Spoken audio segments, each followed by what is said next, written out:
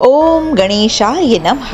आज हम भोलेनाथ भगवान और माता पार्वती के विवाह का प्रसंग सुनेंगे, जो कि अति सुंदर प्रसंग है और इसे सुनने मात्र से गृहस्थी के सारे सुखों की प्राप्ति होती है। यदि किसी को दिक्कत परेशानी आ रही है अपने वैवाहिक जीवन में, तो उन्हें भगवान शिव और माता पार्वती के विवाह का प्रसंग अवश्य ही सुनना चाहिए। उससे पहले यदि आपने मेरे चैनल को लाइक शेयर सब्सक्राइब नहीं किया है तो प्लीज कर दीजिए और बेल बटन को भी प्लीज प्रेस कर दीजिए, ताकि आने वाला कोई भी नोटिफिकेशन मिस ना हो सके और आप इसी तरह अच्छी अच्छी कथाएं सुन सके। निश्चित दिन भोलेनाथ बारात लेकर हिमाचल के घर आ पहुँचे। वे बैल पर सवार थे, उनके हाथ में त्रिशूल और एक हाथ में डमरू था। उनकी बारात में समस्त दैत्य और देवताओं के साथ उनके भूत प्रेत गण पिशाच आदि भी थे। सारे बाराती नाच गा रहे थे। अब यह बाराती अत्यंत ही मनोहारी और विचित्र थे।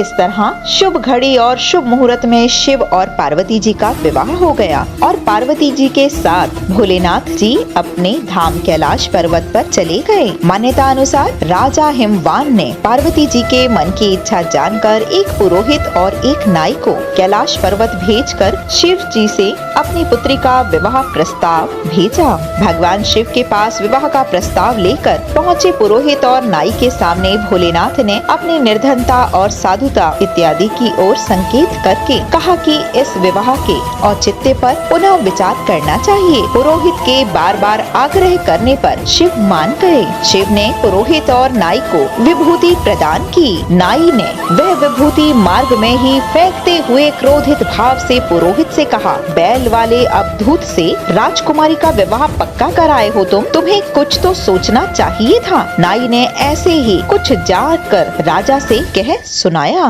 पुरोहित का घर विभूति के कारण धन धान्य रत्न आदि से युक्त हो गया, लेकिन नाई को कुछ नहीं मिला। तब नाई को विभूति का राज पता चला और उसने पुरोहित से आधा धन लेने का आग्रह किया। तब पुरोहित ने कहा कि इसके लिए तो तुम्हें भगवान शिव के पास ही जाना होगा। इधर नाई ने भगवान शिव की दरिद्रता इत्यादि के विषय में सुनकर हिमवान राजा ने समस्त देवी देवताओं सहित पहुँचे। इसके पीछे कारण था कि पता चल जाता है कि शिव की शक्ति कितनी है और राजा के मिथ्या अभिमान को नष्ट करने के लिए विवाह के पूर्व ही शिव हंस दिए और राजा के मिथ्या अभिमान को नष्ट करने के लिए अपनी माया दिखाई और उनके अभिमान को तोड़ दिया।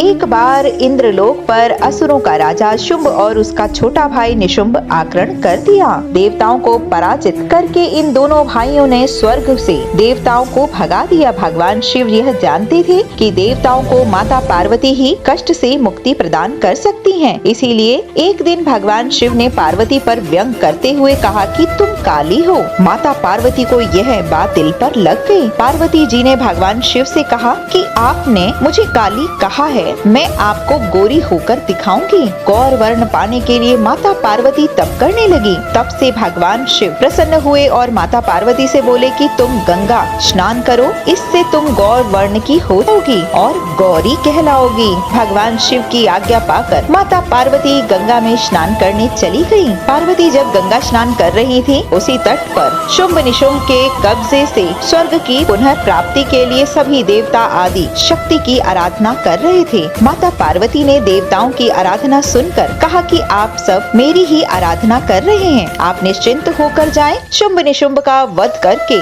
आप सभी देवताओं को कष्ट से मैं मुक्ति दिलाऊंगी। गंगा स्नान के पश्चात माता पार्वती गौर वर्ण की हो गयी और उनके शरीर से श्यामल वर्ण कौशिकी प्रकट हुई। माता पार्वती की आज्ञा से देवी कौशिकी ने शुंभ निशुंभ का वध कर दिया। शुंभ निशुंभ के वध के बाद शिव ने पार्वती को समझाया कि काली कहकर व्यंग करने के पीछे उनका उद्देश्य कौशिकी का जन्म था। इस उद्देश्य को पूरा किए बिना शुंभ निशुंभ का वध संभव नहीं था। बोलो पार्वती माता की जय।